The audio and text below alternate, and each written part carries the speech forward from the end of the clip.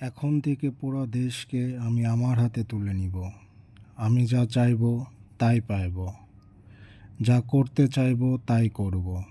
আমাকে কোনো কিছুতে বাধা দেওয়ার এখতিয়ার কেউ তুফান সিনেমায় সাকিব খানের এটা ছিল অন্যতম সেরা ডায়লগ।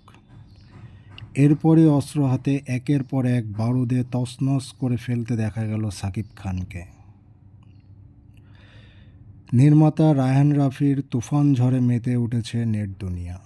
সুপারস্টার সাকিব খানকে নিয়ে নির্মিত তুফান সিনেমার প্রথম টিজার প্রকাশ করা হয়েছে।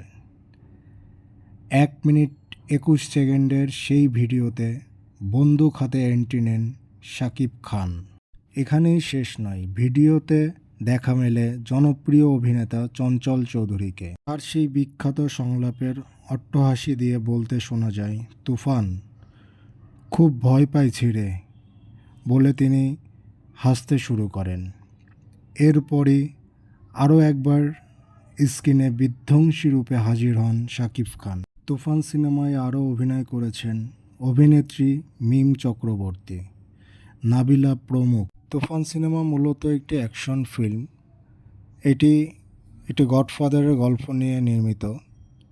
সুপারস্টার সাকিব খান কি তার পূর্বের সব রেকর্ড ভাঙতে যাচ্ছে তুফান সিনেমার মাধ্যমে?